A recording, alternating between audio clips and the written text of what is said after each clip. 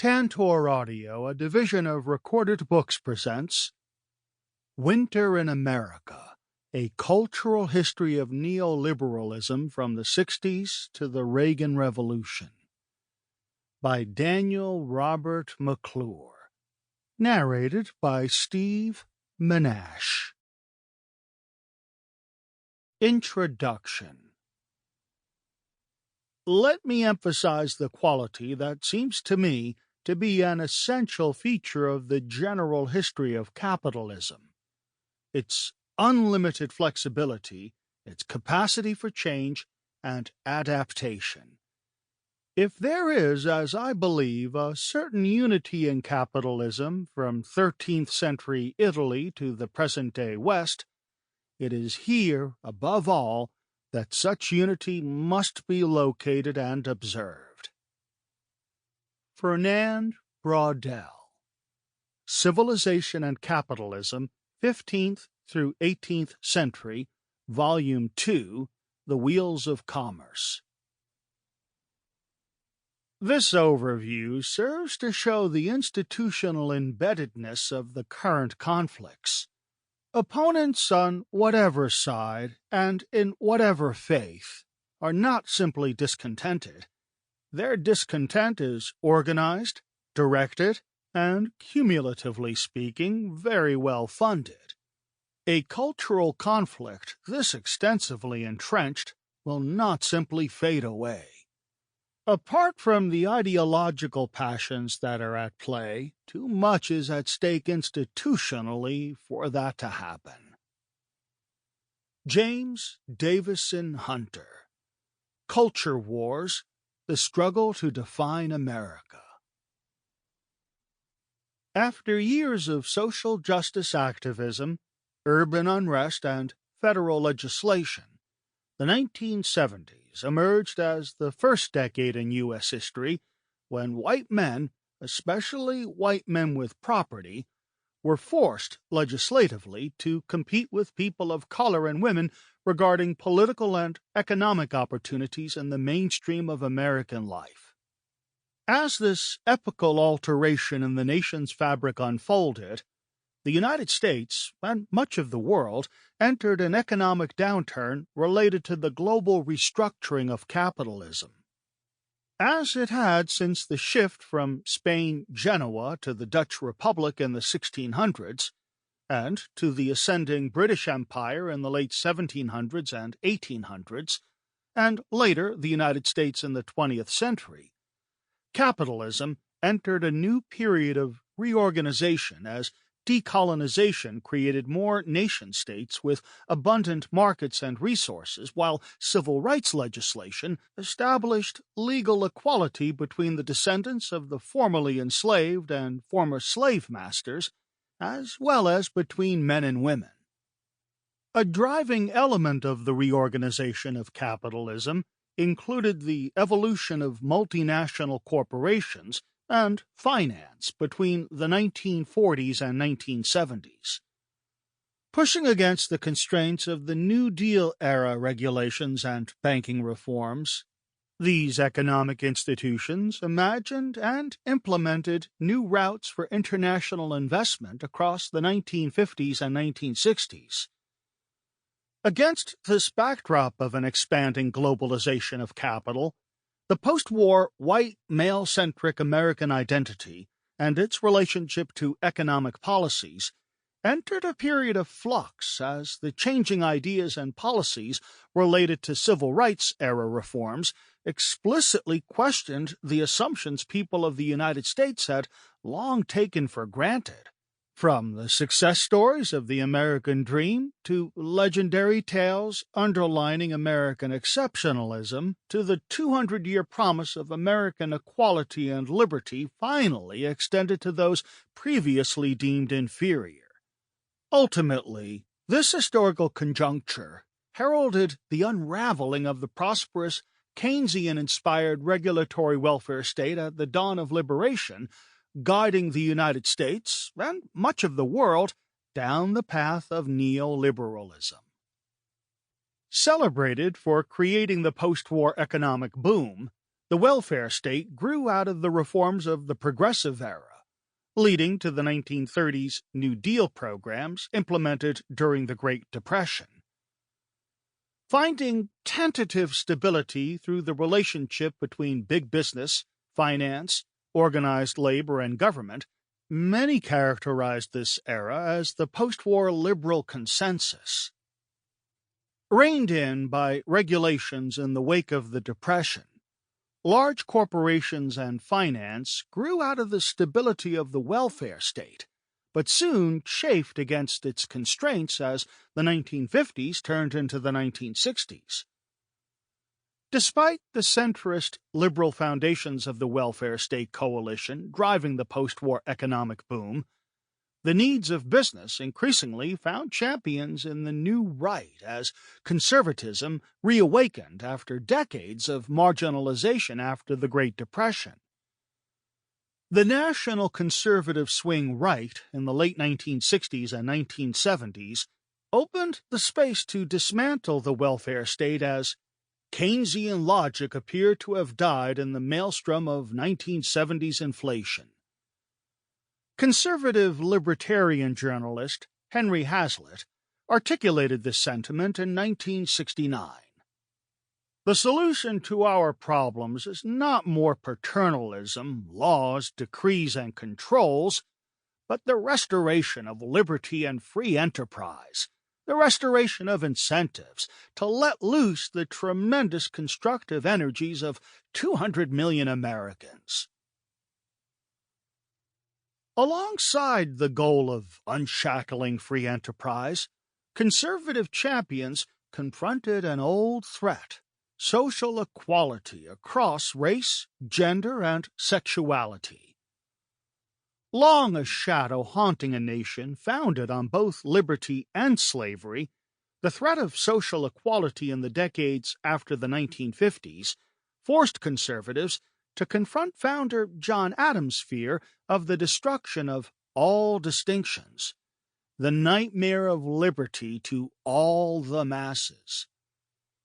As one of the fathers of American conservatism, Adams' conservation of the status quo implied that every man should know his place and be made to keep it. Long secured in the wake of the American Revolution through slavery, the cult of true womanhood, Indian removal, exclusionary legislation, anti-Chinese laws and Jim Crow, white terrorism, both mob and paramilitary, and culture buttressing white heterosexual male supremacy, these traditional values could no longer hold after the 1960s.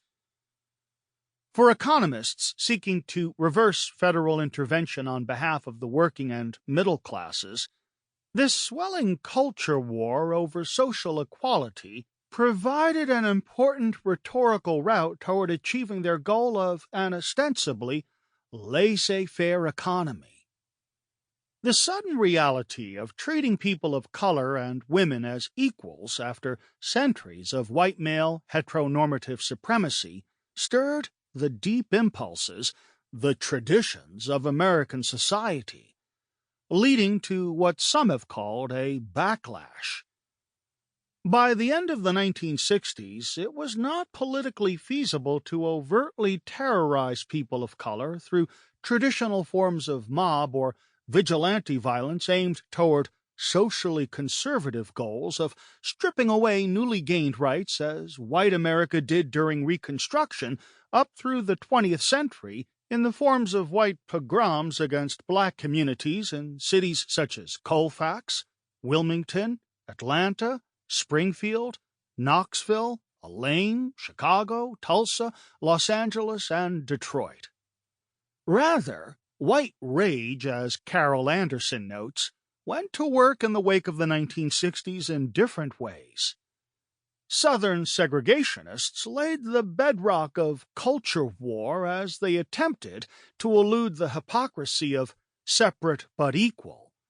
As early as 1949, state governments sought to defund education and redirect taxpayer money to private schools, while also using race-neutral language ability as ways to negotiate funding. As neoliberalism ascended to dominance after the 1960s, two of its defining elements, privatization and colorblindness, found common cause with the political language of resistance against social equality. Public facilities would be privatized, with these policies of access justified using the language of rights of property and anti-government rhetoric. Colorblind language espousing analytical measurements would institutionally limit access. Eluding the language of racism, these rhetorical shifts contributed toward the conservation of the status quo against the threat of social equality. Moreover, the new language established an affiliation with the corporate world, bristling under what they perceived to be their own struggle to retain rights of property against New Deal-era government regulations. The post-war anti-labor conservative voting bloc grew tighter as segregationists and the reborn conservative movement within the Grand Old Party, GOP, with its traditionally wealthy constituents, embraced the populist authenticity of the South and West to present a common folk image amid its elitist ranks. The economic logic tying these elements together arrived in the manifestos of a group of economists seeking to recreate and institute pre-1930s classical liberalism, the neoliberals. The ideas, policies, and organizations of anti-welfare state conservatives, Southern segregationists, big business, and neoliberals converged in the 1960s and 1970s, finding codification in the 1980s. As capitalism entered a period of adjustment at the same moment legislated social equality became a reality after the 1960s, the inability of Keynesians to address the 1970s economic crisis opened a vacuum filled by conservative and neoliberal economic policies, which ultimately restructured federal interventionist priorities away from the white working and middle classes, as had been the case with the post-war welfare state, and toward the needs of multinationals, finance, and the wealthy. To facilitate one of the greatest American ironies, convincing the white American public to vote away the economic system that shaped their post-war prosperity, economic policies drew on the language of old sentiments derived from the historical legacies of social inequality. Sparked to life in the 1960s, a conservative culture war pushed back against the hard-won gains of women and people of color using the populist-inflected language of neoliberalism to tap into the discontent toward social equality reforms. Culture war, writes James Davison Hunter, was, and still is, rooted in the competition to define social reality resulting from the history of America's uneasy pluralism. This conflict challenged the new structures of social equality, with conservatives aiming to retain their advantage in defining the habits and meaning of American culture. In short, the United States ventured into an era Dylan Rodriguez calls white reconstruction, a period in which racial whiteness reformed through the process of nominally abolishing a formerly racist national system, chattel slavery / Jim Crow apartheid, while forming the groundwork for a reformed and reinvigorated white supremacist patriarchal social ordering. Ridding itself of overt racism, this new social order would harvest the residual feelings cultivated during the era of overt white nationalism via the culture war. Winning the culture war meant controlling the language and knowledge defining social and economic reality. For a moment in the 1960s, this control had briefly escaped the grasp of tradition as women and people of color gained legislated social equality with white men. A perfect storm brewed across the 1970s, however, as the raw emotions driving culture war sentiments and seething discontent conjoined with corporate reorganization, neoliberal economic ideas, and the ascending new right to direct populace angst against the redistributionist welfare state as the era of neoliberalism took shape in the late 1970s and 1980s. A driving force for this culture war was the belief that a golden age had passed. This sentiment found reflection at the time through popular media and calls for a renewal of traditional values. In hindsight, a sharp break appears certain, as many scholars mark the 1970s as a significant shift in American history. Woven through the fabric of the New Deal welfare state, this conjuncture burst to life at the pinnacle of legislated social equality and the onset of the 1970s economic downturn. The winds driving this conjecture gestated across the longue durée of American history, particularly the aftermaths and legacies of settler colonialism, slavery, and patriarchy, erupting as centuries-old customs suddenly became legislatively censured across the turbulent decade of the 1960s. We see a surrealist glimpse of these gusts in the observations of musician-poet Gil Scott-Heron, who noted in 1975, "There is a revolution going on in America/the world, a shifting in the winds/vibrations as disruptive as an actual earth tremor, but it is happening in our hearts. The seeds of this revolution were planted hundreds of years ago, in slave ships, in cotton fields, in teepees, in the souls of brave men. The seeds were watered, nurtured, and bloom now in our hands as we rock our babies. It's midwinter in America, a man-made season of shattered dreams and shocked citizens, fumbling and frustrated beneath the crush of greed of corporate monsters and economic manipulators gone wild. There are bitter winds born in the knowledge of secret plans hatched by Western moneymen that backfired and grew out of control to eat its own. We must support ourselves and stand fast together even as pressure disperses our enemies and bangs at our doors. We must all do what we can for each other to weather this blizzard." In highlighting the centuries-old processes of U.S. history, Scott-Heron suggests the mid-1970s conjuncture signaled an onset of calamity for citizens confused at the swiftly changing times and unable to access the rewards tied to the resurgence of corporate America. Other commentators across the political spectrum also noted the longue durée stakes of this moment, warning of civilizational collapse at the onrush of the expansion of democracy and social equality toward the historically marginalized. For conservatives and neoliberals, unfettered free enterprise, a return to the anti-labor classical liberalism of the 1920s, was offered as the healing agent for difficult times. A collision of various momentums driven by the inherited legacies of U.S. history, this conjuncture appeared to rekindle the racial, gendered, and economic struggles and antagonisms stretching back to the colonial era.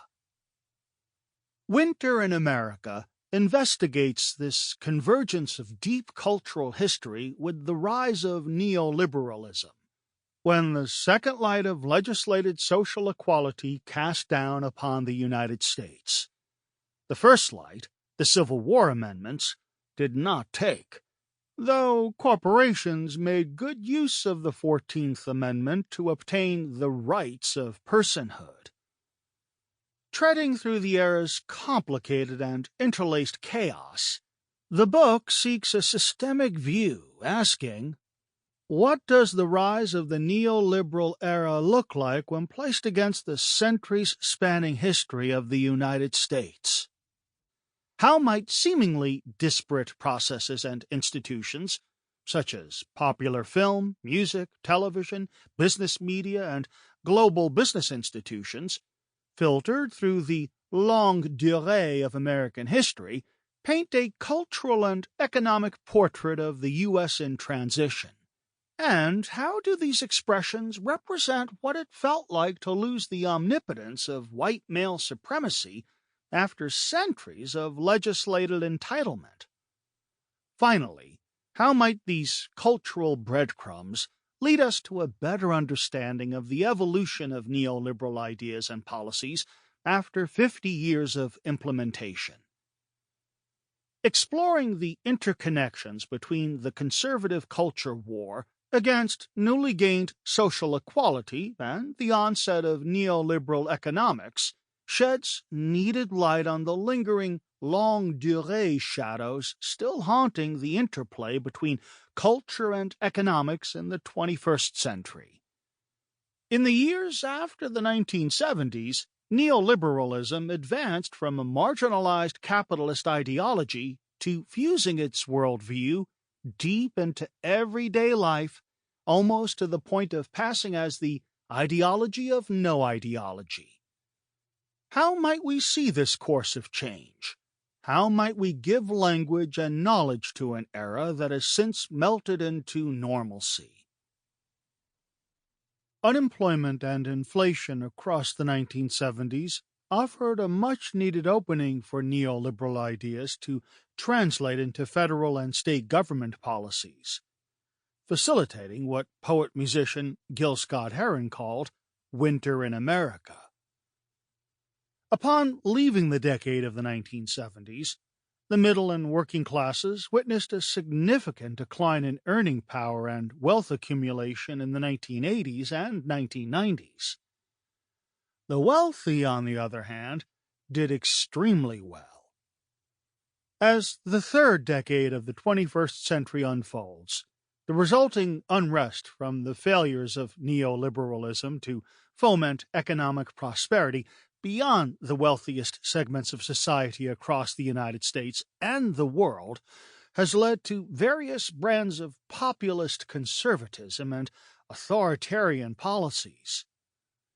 This uncertain atmosphere makes it vital to understand how the deep continuities of American history blended in the 1970s to foster an economic change that both reversed the post-war welfare state's economic focus on the working and middle classes, as well as mobilized a culture war derived from a carefully cultivated memory of this welfare state. Traditional histories of neoliberalism examine its evolution after the 1930s and 1940s as a transnational political philosophy and system of economic, political, and cultural relations. In describing the U.S. variant of neoliberalism, scholarship notes the period of institutional consolidation in the 1950s and 1960s, the work of scholars at the Chicago School of Economics, and the growing dialogue with the New Right. As Keynesian economists failed to address the economic crisis of the 1970s, neoliberal ideas increasingly found acceptance in news magazines and political circles, and finally into a bipartisan arrangement between Democrats and Republicans tying together the economic logics of President Reagan, H.W. Bush, Clinton, W. Bush, Obama, and Trump. As a successor to the classical liberal ideas from the late 19th and early 20th centuries, the dominant theoretical premise of neoliberalism rests on a fundamentally free market unfettered by government intrusion. Far from the elimination of government, however, neoliberalism in practice has merely redirected the state's prerogatives away from the public welfare of Keynesianism and toward a state working on behalf of private capital through the protection of property, subsidies, tax breaks, hardline law enforcement practices, and sometimes military coercion abroad. The primary theoretical features of neoliberalism include a combination of deregulation and privatization justified in the name of competition, the elimination of bureaucratic inefficiencies, and the unfettering of the market. The logic stems from Friedrich August von Hayek, who asserts Philip Mirowski declared that the market was the greatest information processor available for humankind. In many ways, this concept bypassed the Enlightenment's belief in rationality and planning to rectify the debilitating consequences of capitalism. For neoliberals, the market acts as an unbiased allocator of knowledge. In short, the market does the thinking for us that we cannot. A notable deviation from the liberalism of Adam Smith includes neoliberalism's acceptance or disregard of concentrated or monopoly capital. With the knowledge-generating market guiding the ostensibly laissez-faire economic path, the reorientation of state functions away from social safety nets to a more pro-business approach to government regulation in the 1970s and 1980s favored the fortunes of American multinational conglomerates, the global financial services industry, and the wealthiest segments of society, contributing to a level of wealth inequality not seen since the years leading up to the Great Depression. Mirowski offers a succinct outline of neoliberalism's successful strategy for political and economic ascendancy.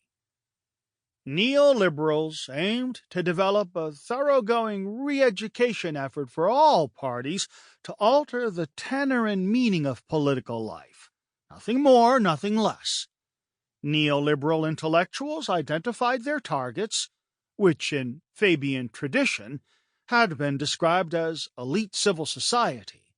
Their efforts were aimed primarily at winning over intellectuals and opinion leaders of future generations, and their primary tool was redefining the place of knowledge in society, which also became the central theme in their theoretical tradition.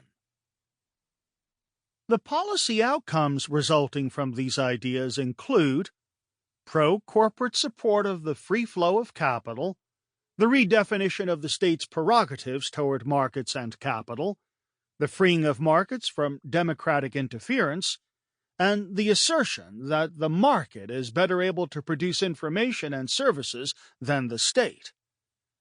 Adding to their belief in the market as an information processor, neoliberals and conservatives presented these economic programs as moral codes grounded in the notion that pronounced inequality of economic resources and political rights were a necessary functional characteristic of their ideal market system.